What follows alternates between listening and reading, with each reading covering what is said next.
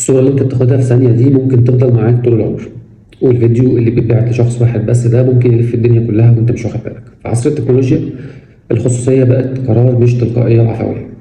طيب زمان الصورة دي كانت للذكرى، كانت لتسجيل لحظة حلوة احنا بنحبها او كده. النهاردة الصورة دي دليل او مادة او أداة او سلاح. كل صورة بتطلع اونلاين هي بتطلع من تحت سيطرتك للأسف، حتى لو الحساب ده برايفت او خاص، حتى لو الشخص ده موثوق فيه، حتى لو النية دي بريئة.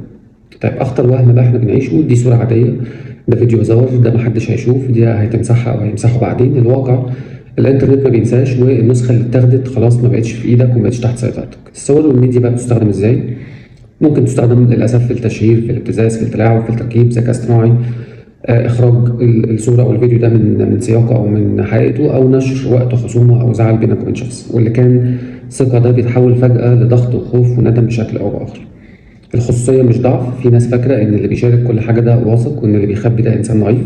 الحقيقة إن اللي فاهم هو اللي بيحافظ كويس جدا على خصوصيته وعلى نفسه. مش كل لحظة تتصور، ومش كل حاجة تتوثق، ولا كل مشاعر ينفع إن هي تتبعت في شكل صورة أو فيديو لأي حد، ولا كل علاقة تتحول لمحتوى.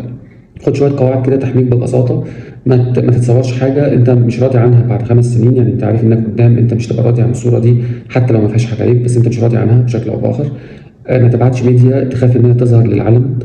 افصل الخاص دايما عن العام، واقفل صلاحيات أنت مش محتاجها.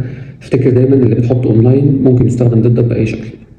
الرسالة بقى المهمة في الموضوع إن الصورة مش بريئة، والكاميرا دي مش لعبة، والميديا دي مش دايما للذكرى. في عصر الإنترنت اللي بيحافظ على خصوصيته بيحافظ على كرامته وبيحافظ على إنسانيته.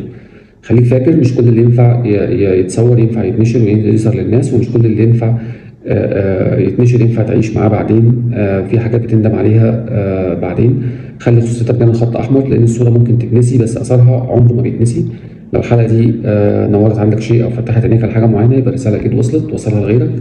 وربنا يحفظنا ويحفظكم جميعا، واشوفكم دايما على خير، والسلام عليكم.